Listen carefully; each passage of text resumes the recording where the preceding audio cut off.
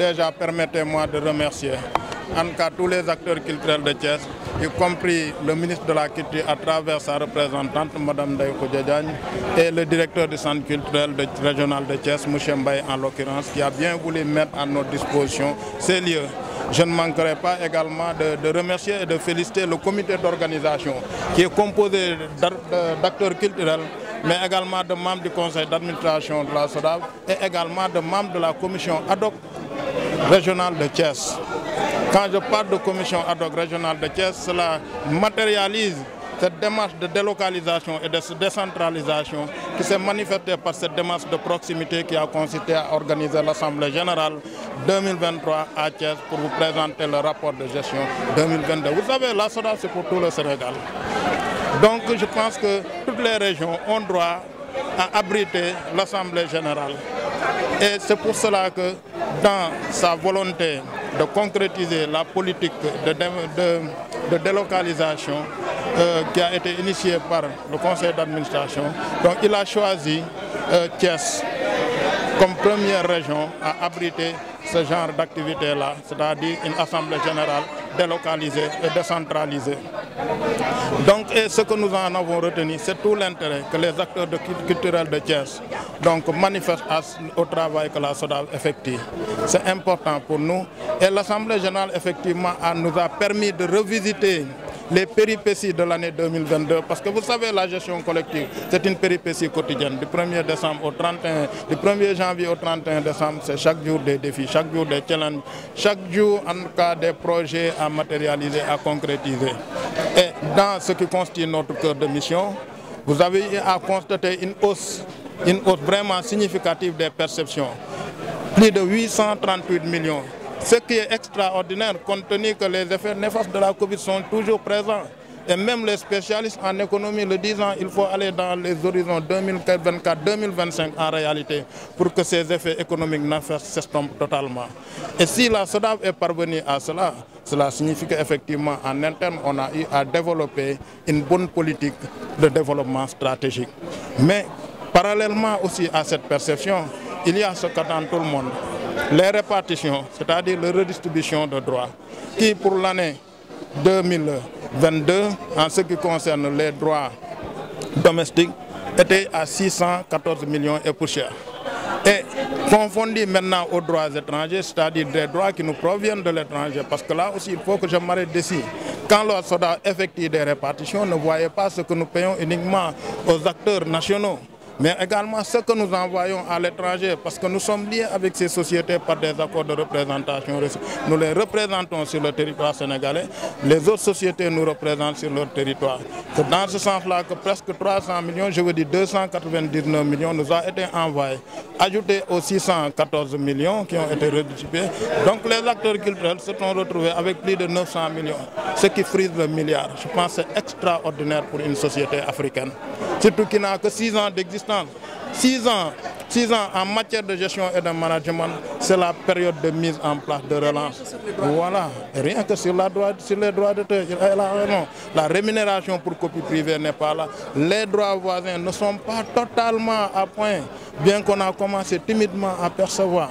Donc vous voyez, en plus maintenant, cette compression des charges, c'est vrai que d'une part, il y a la subvention de l'État que nous n'avons pas reçue entièrement. Bon, maintenant nous avons envoyé des demandes d'explication, des lettres d'explication à qui de droit et attendons administrativement de manière correcte à ce que des clarifications nous soient apportées. Mais dans tous les cas, on voit que la SODAV en tout cas reflète une performance et une transparence. Ça, j'aime m'arrêter là-dessus. Vous, de votre mémoire de journaliste, quelle est la société publique ou privée que vous avez vu organiser son assemblée générale en faisant une projection publique dans les moindres détails de ses comptes? Ça n'existe pas au Sénégal. Oui, je pense que c'est important.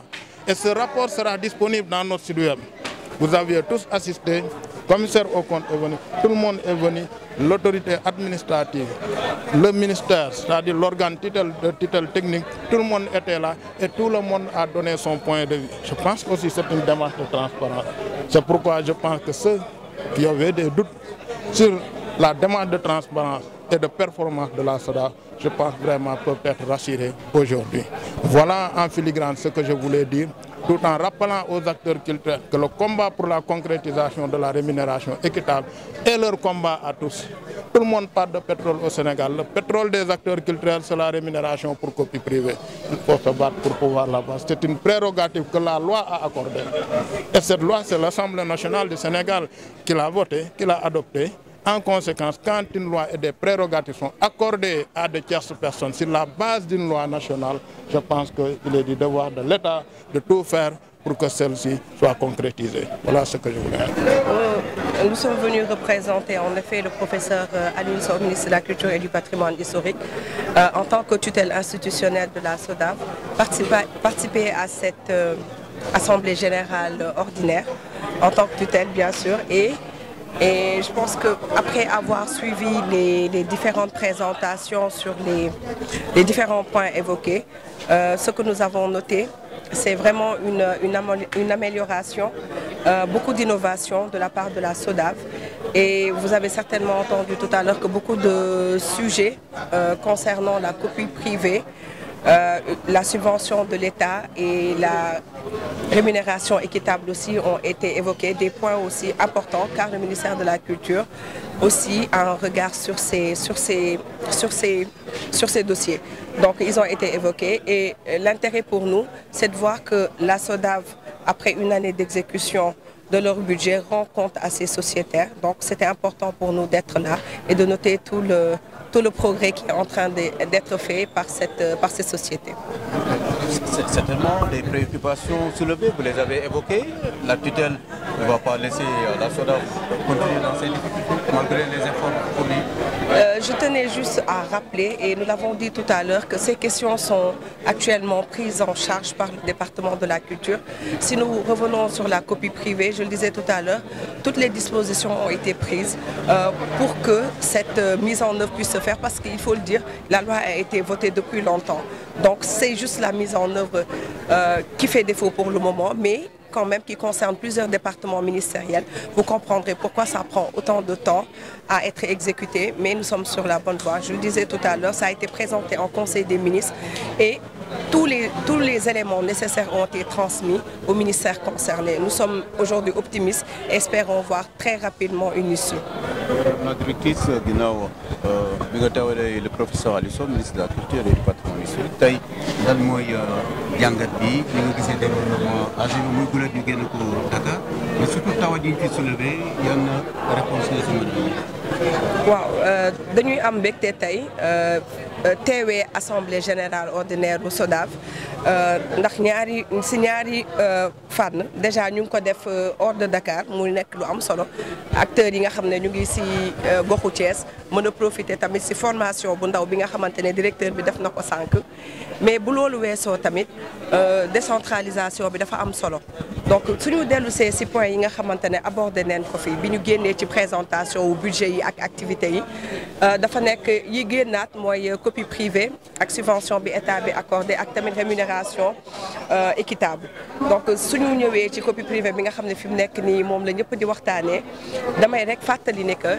ci wàllu loi boobu nga xam ne voté nañ ko lépp li nga xamante ne état du Sénégal waroon na ko def jaarale ko ci ministère de la culture def nañ ko professeur Alioune Sow jël na loi bi dem waxtaan ceeg suñu kilifa ñu ñëpp muy le président Macky Sall bu loolu weesoo dem nañu ba waxtaanee ko conseil des ministres dafa fekk mu nekk loi bi nga xam ne li koy mettre en œuvre du benn ministère kese dafa nekk ay ministères yu bëri yu ko tënk donc jafe-jafe yi foofu rek la taxawee mais ñu ngi am yaakaar ne si diir bu gàtt dina am exécution parce que gis leen et waxtaan nañu tamit si li nga xamante ne bu ñu mettre en œuvre loi boobu comme bi muy andil secteur bi donc am nañ yaakaar ne que si bu gaaw a gaaw dinañ ko mën a mettre en œuvre.